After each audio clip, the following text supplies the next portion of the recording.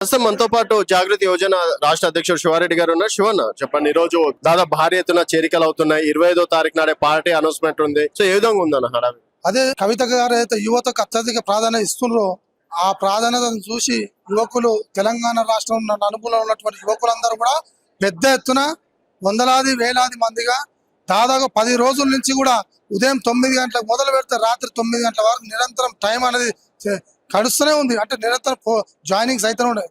అయితే రాష్ట్ర వ్యాప్తం పెద్ద ఎత్తున జాయినింగ్లు అవుతున్నాం. పార్టీ పెట్టక ముందే మేము పార్టీలో జాయిన్ అయితే మాకు మంచి ప్రాధాన్యత ఉంటున్న ఒక ఆలోచనతో వాళ్ళందరూ కూడా పెద్ద సంఖ్యలో జాయిన్ అవుతున్నారు. పార్టీ పెట్టిన తర్వాత ఇంకా పెద్ద ఎత్తున వేలాది మందిగా జాయిన్ అయ్యే వాళ్ళు ఉన్నారు. ఖచ్చితంగా నూతన ఉన్నటువంటి యువతరాన్ని కొత్తగా వచ్చే పాలిటిక్స్ లో వచ్చే వాళ్ళందరినీ కూడా రిసీవ్ చేసుకుంటాం. పెద్ద ఎత్తున మా జాగృతిని ఎక్స్పాండ్ చేస్తాం.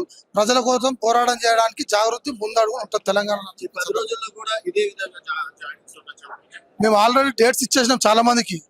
25వ తారీఖు కదా, మేము 24వ తారీఖు వారికి డేట్స్ ఇచ్చేసినాం. ప్రతి జిల్లాకు ఒక జిల్లాకు ఒక రోజు, ఒక జిల్లాకు ఒక రోజు, ఒక రోజు జిల్లాకు ఒక రోజుగా డేట్లు ఇచ్చినాం. వందలాది మందిగా జాయిన్ కావడం మా సైన్యం అంటే వాళ్ళ చాలా మంది వస్తున్నారు. మాకు టైం సరిపోవట్లేదు. ఉదయం వచ్చి రాత్రి రోజు జాయినింగ్ అవుతున్నాయి. కాబట్టి పార్టీ పెట్టిన తర్వాత కూడా బ్రహ్మాండంగా జాయిన్ చేసుకుంటాం. మంచిగా ఈ ఆఫీస్ కూడా మాకు సరిపోతలేదు. ఇప్పుడు ఈ రోజు మీరు చూసినట్టయితే 100 మంది కానిస్టేబుల్ దాకా మా ట్రాఫిక్ క్లియర్ చేయడానికి కూడా సరిపోలేదు. అంటే అంతమంది 100 మంది కానిస్టేబుల్ ఉండే. అంటే ఇక్కడ సరిపోతున్న ప్లేస్ మేము ఇంకో మంచి ఇక్కడనే నియర్ బై సిటీలో ఉన్నటువంటి ప్రాంతాల్లో ఒక 6-7 ఎకరాల పెద్ద ఆఫీస్ కట్టుకోవాలని ఆలోచిస్తూ ఉన్నాం. ఆ సర్చింగ్ లో కూడా మా బృందం అందరూ కూడా చూస్తున్నారు.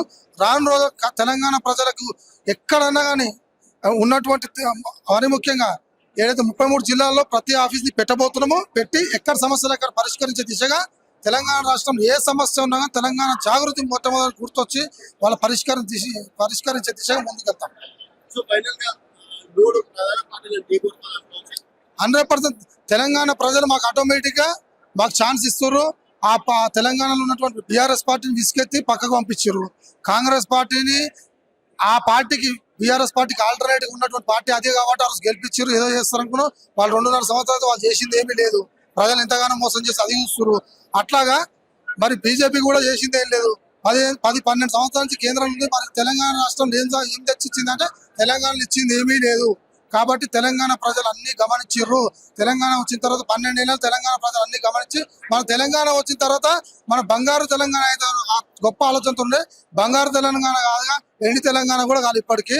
కాబట్టి ఖచ్చితంగా మా తెలంగాణ జాగృతి పార్టీ పెట్టిన తర్వాత ఖచ్చితంగా కవితక్క గారు మంచి అంబిషన్ మంచి ఒక నాలెడ్జ్ తోన్నారు.